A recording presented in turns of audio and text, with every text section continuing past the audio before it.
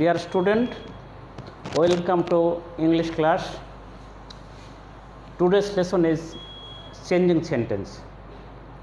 আজকে তোমাদেরকে আমি চেঞ্জিং সেন্টেন্স আলোচনা করব। তোমাদের এইটা খুব জরুরিভাবে শেখা দরকার, এই জন্য এই আলোচনায় আসলাম। ফাঁকে ফাঁকে ওইগুলো আলোচনা করে দেবো। আজকে আমাদের চেঞ্জিং সেন্টেন্সে খেয়াল করবা, এর টু টাইপস। আচ্ছা, দুই রকমের চেঞ্জ করা যায়, দুই রকম। একটা হচ্ছে কনভার্সন অফ সেন্টেন্স, আর একটা হচ্ছে ট্রান্সফরমেশন অফ সেন্টেন্স। তাহলে চেঞ্জিং সেন্টেন্সটা হচ্ছে দুই রকমের, মানে টু টাইপস। কী? একটা কনভার্সন অফ সেন্টেন্স, একটা ট্রান্সফরমেশন অফ সেন্টেন্স। তাহলে আমরা এই দুটার মধ্যে পার্থক্যটা আগে দেখি, মানে আমরা মাঝখানে টান দিয়ে দেখি যে কনভার্সন অফ সেন্টেন্স কোনগুলো আর ট্রান্সফরমেশন অফ সেন্টেন্স কোনগুলো, একটু আমরা বোঝার চেষ্টা করি। একটা এক্সাম্পল আগে দিই, তাহলে তোমরা বুঝবা ভালো। এক্সাম্পল দিই, যেমন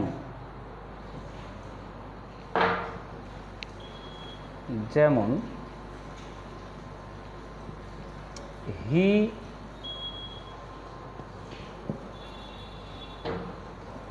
affirmative,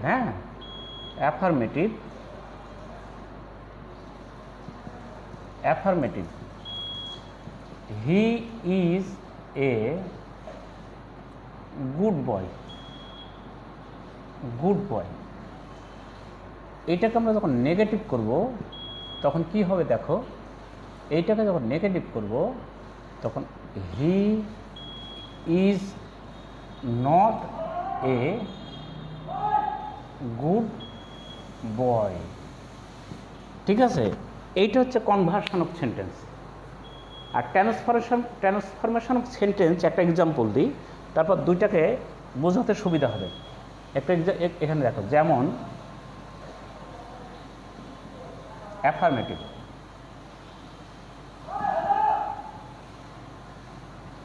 affirmative he is a good boy. এটাকে নেগেটিভ যদি করি আমরা, তাহলে কি হবে দেখো, he is not a bad boy. এটা কি হবে, he is not a bad বয়।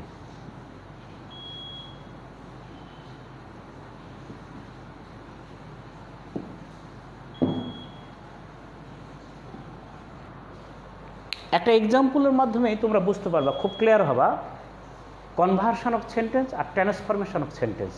তো কনভার্সন অফ সেন্টেন্স দেখো, he is a good boy, সে একটা ভালো ছেলে।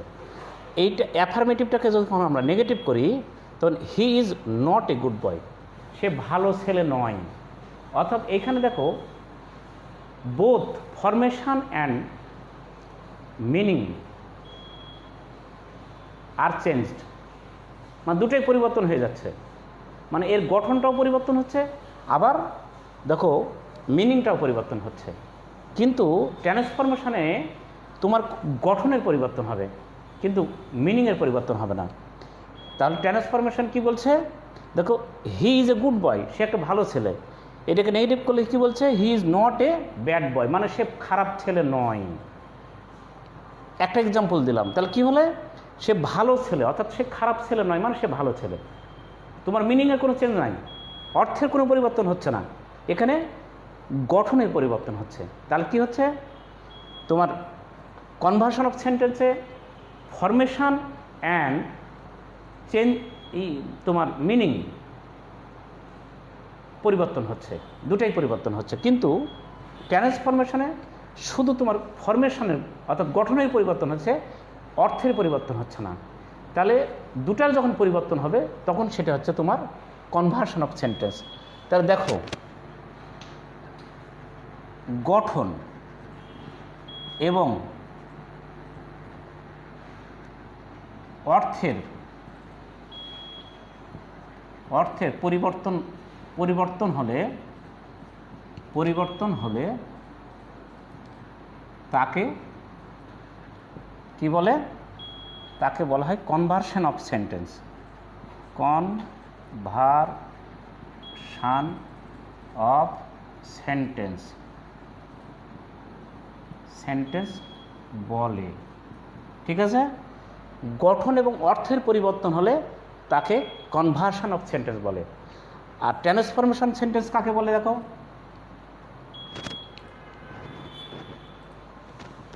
এটা গঠনের পরিবর্তন হবে। হ্যাঁ, গঠনের পরিবর্তন হবে কিন্তু অর্থের কোনো পরিবর্তন হবে না। গঠনের পরিবর্তন হবে কিন্তু কিন্তু অর্থের পরিবর্তন হবে না। পরিবর্তন হবে না। তাকে তাকে কি বলে? তাকে transformation of sentence.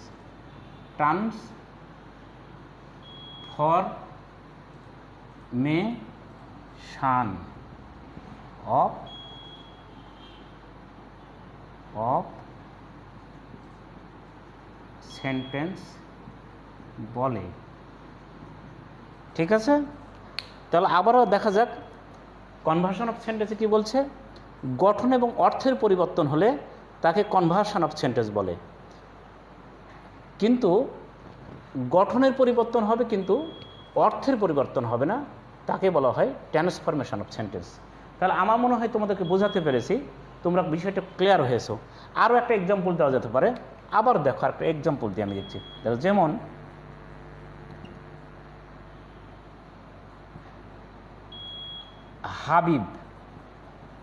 Habib is a wise man. Habib is a wise man না,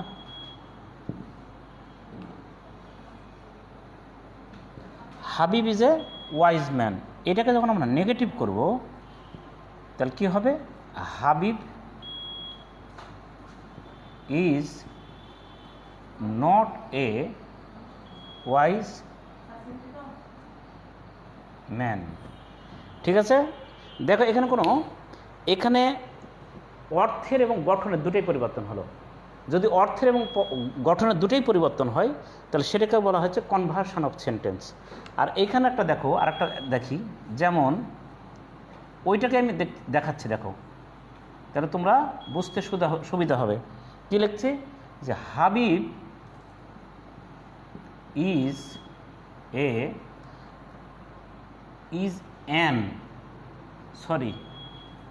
এই হবে, কারণ এখানে ওয়াইজই লিখতে হবে। এ ওয়াইজ ম্যান। এইটাকে যখন আমরা নেগেটিভ করব, দেখো খেয়াল করো, হাবিব ইজ নট, এবারে অ্যান হবে, দেখো, an unwise man. Unwise man. খেয়াল করো, তাহলে খুব পরিষ্কারভাবে বুঝবা। Habib is a wise man, Habib একজন জ্ঞানী ব্যক্তি। আবার এটাকে যখন নেগেটিভ করা হচ্ছে তখন Habib is not a wise man, Habib জ্ঞানী ব্যক্তি নয়। অর্থাৎ এখানে কিন্তু দেখো গঠন এবং অর্থের দুটারই পরিবর্তন হয়েছে, কিন্তু ট্রান্সফরমেশন দেখো Habib is a wise man, Habib হচ্ছে একজন জ্ঞানী ব্যক্তি। আর এটাকে যখন তুমি নেগেটিভ করবা, Habib is not an unwise man. Habib মানে কি? আনওয়াইজ মানে জ্ঞানী ব্যক্তি না, অজ্ঞানী ব্যক্তি না, মানে সে হচ্ছে জ্ঞানী ব্যক্তি আর কি। অজ্ঞ ব্যক্তি না, মানে অজ্ঞ বললেই হবে, মানে বিজ্ঞর বাংলাটা হচ্ছে অজ্ঞ। হ্যাঁ, তাহলে আনওয়াইজ মানে হচ্ছে অজ্ঞ, তাহলে অজ্ঞ ব্যক্তি নয়, আনওয়াইজ না সে। মানে অর্থের এখানে দেখো তোমার গঠনের পরিবর্তন হয়েছে কিন্তু অর্থের পরিবর্তন হয় নাই। এইটা আমার ধারণা তোমরা খুব ক্লিয়ার হয়েছে জিনিসটা। এখন আমি যেটা শেখাবো তোমাদেরকে, তোমাদের যেটা এখন প্রয়োজন বা যেটা আমার শেখানোর দরকার সেটা হচ্ছে ট্রান্সফরমেশন অফ সেন্টেন্স। তাহলে আমরা আলোচনায় যাই transformation of sentence.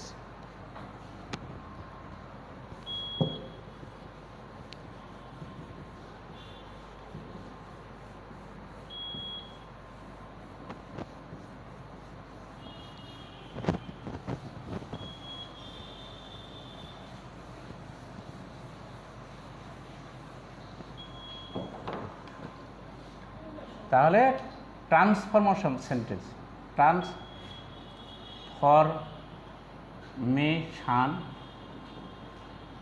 Of sentence, ঠিক আছে। তা ট্রান্সফরমেশন সেন্টেন্সের বেশ কিছু রুল আছে। এই রুলগুলা আজকে কিছু আলোচনা করব, আমি খুব অল্প আলোচনা করব।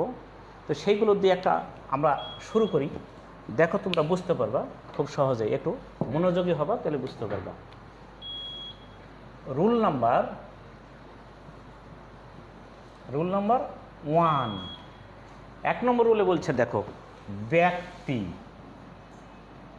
ব্যক্তি বা আল্লাহ,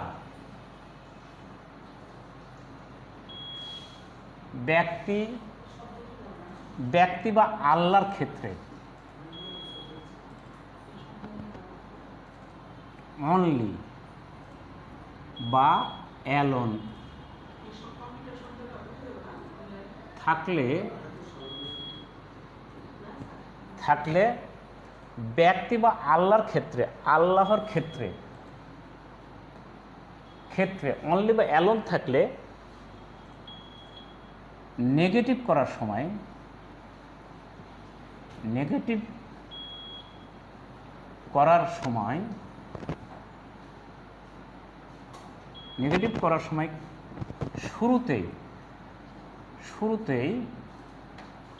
শুরুতেই নান বাট বসে।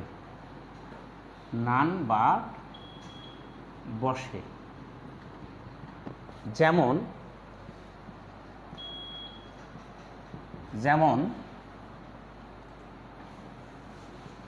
হি is only fit for the post। দেখো এখানে কি বলছে যে he is only fit for the post. এখানে অনলি আছে, একজন ব্যক্তির কথা বলা হয়েছে। এখানে কিন্তু নোটে বলা হয়েছে, প্রথমে নিয়মে বলা হয়েছে ব্যক্তি বা আল্লাহ বা গড যেটাই বলো, এবং ব্যক্তি, এইটা যদি হয় তাহলে অনলি থাকলে কি হবে, শুরুতে কি বলবে, নান বাট বলবে, তাহলে অনলিটা উঠে যাবে। যে শুরুতে তোমার, এটা কিন্তু অ্যাফার্মেটিভ, মানে আমি লিখছি না, এটা লেখা দরকার, একটু লিখে দিই তাহলে তোমাদের জন্য সুবিধা হবে। হ্যাঁ, আজকে আমাদের আলোচনাতে অ্যাফার্মেটিভ থেকে নেগেটিভ, এটা একটু উপরে লিখে দিই। অ্যাফার্মেটিভ থেকে টু নেগেটিভ, হ্যাঁ, অ্যাফার্মেটিভ থেকে নেগেটিভ, এখানেও লিখে দিই অ্যাফার্মেটিভ সংক্ষেপে, আর নেগেটিভ। হ্যাঁ, যদি নেগেটিভ করি তাহলে কী হবে, নোটে কি বলা হয়েছে, নান বাট আসবে, নান বাট দিয়ে দাও আর অনলি তুলে দাও, তাহলে হয়ে গেল, আর কোনো কাজ নেই তোমার। দেখো কত সোজা, he is fit for the post, এই। তাহলে দেখো খেয়াল করো যে ব্যক্তি বা আল্লাহ, তাহলে আল্লাহ দিয়ে একটা দিই, দেখো এটা 1 নম্বর ধরো। এবার 2 নম্বর দিই, দেখো এক্সাম্পল নাম্বার 2, আল্লাহ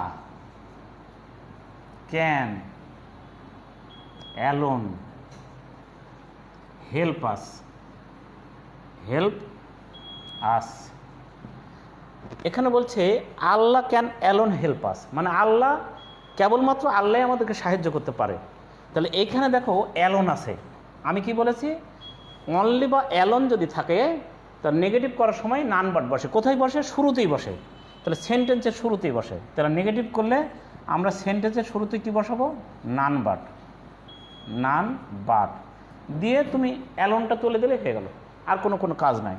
এবার Allah can help us, help us.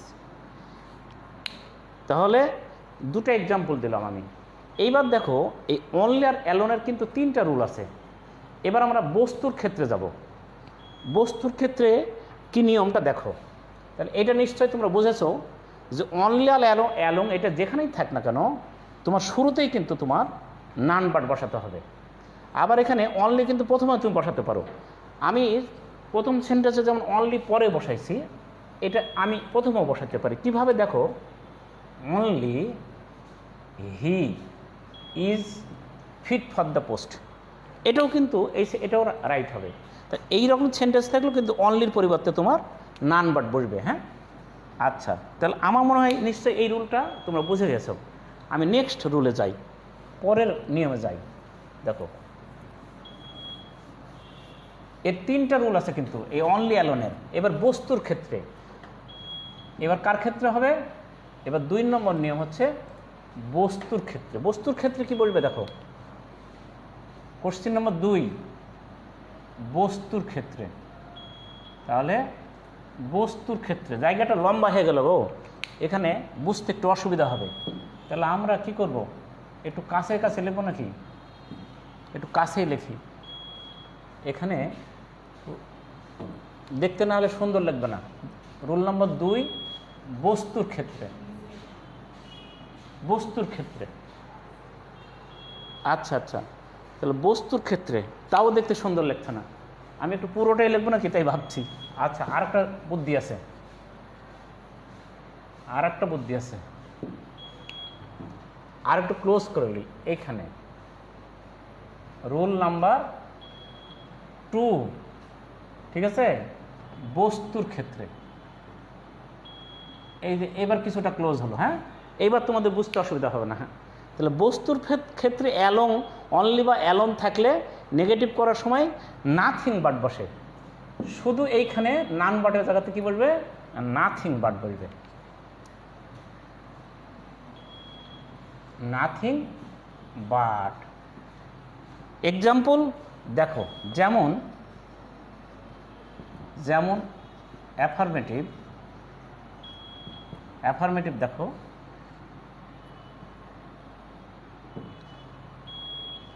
He like, লাইকের সাথে যোগ করো likes, he likes only sweet. সে কেবল মিষ্টি পছন্দ করে। তাহলে এটা দেখো সুইট, সুইট আর অনলি বলছে। সুইট কিন্তু বস্তু, নট মানুষ, ব্যক্তিও না, আল্লাহও না। তাহলে সুইটটা কি, বস্তু।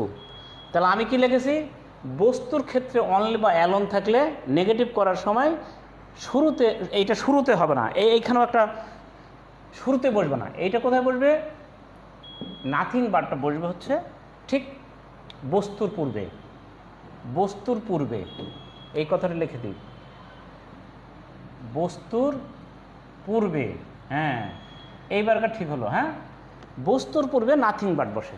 তাহলে দেখো তোমাদের ক্লিয়ার হয়ে গেল। এখন আমরা নেগেটিভ করে দিই। Negative, he likes, he likes nothing but, nothing but sweet, sweet.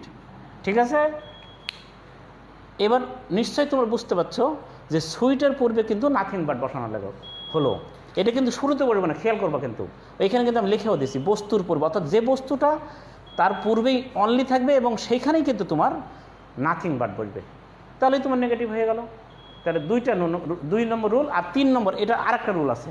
এই 3টা রুল তোমাদের কাছে আলোচনা করব। আর একটা ছোট্ট দেখো, 3 নম্বর রুল দেখো কি, যে এবার বয়স যদি, বয়স বা সংখ্যার ক্ষেত্রে কি বসে দেখো। এবার আবার একটু লম্বা করে টানতে হবে আমাকে। দেখো 3 নম্বর রুল দেখো কি, এখানেই হয়ে যাবে যে বয়স, বয়স বা সংখ্যা, এই হয়ে গেল। সংখ্যার ক্ষেত্রে অনলি বা অ্যালোন থাকলে নেগেটিভ করার সময় নট মোর দেন অথবা নট লেস দেন বসে। Not more than, not more দেন অথবা মানে oblique not less than, not less than বসে, বসে। ঠিক আছে, তাহলে এক্সাম্পল দেখো, অ্যাফার্মেটিভ একটা এক্সাম্পল দিই তাহলে বুঝতে পারবা। হি is only 10, he is only 10, এই কথার অর্থ হচ্ছে তার বয়স হচ্ছে 10 বছর। এখন আমরা লিখতে পারি কিন্তু এই কথা, হি ইজ অনলি 10 ইয়ার্স ওল্ড, আমরা লিখতে পারি যে he is only 10 years old, তো ইয়ার্স ওল্ড লেখার দরকার নেই, হি ইজ অনলি 10 সংখ্যা বা বয়স। তাহলে এক্ষেত্রে কি বলবে, বলছে এখানে নট মোর দেন অথবা নট লেস দেন। তাহলে আমরা লিখতে পারি, দেখো নেগেটিভ কি হয়, হি ইজ নট, এই অনলিটা তুলে দেবা, নট মোর দেন 10। ঠিক আছে, তাহলে তোমরা খুব পরিষ্কারভাবে বুঝতে পারছো যে এইখানে তোমার বয়স বা সংখ্যা বোঝালে অনলি উঠে যায়, নট মোর দেন বসে। আবার এখানে কিন্তু not more than not less দেনও বসাতে পারবা। তাহলে আজকে আমি এখান থেকে এই পর্যন্ত আলোচনা করি, আর এরপরে বাকি নিয়মগুলো শেখাবো। Many many thanks, you will keep fit, you will keep well.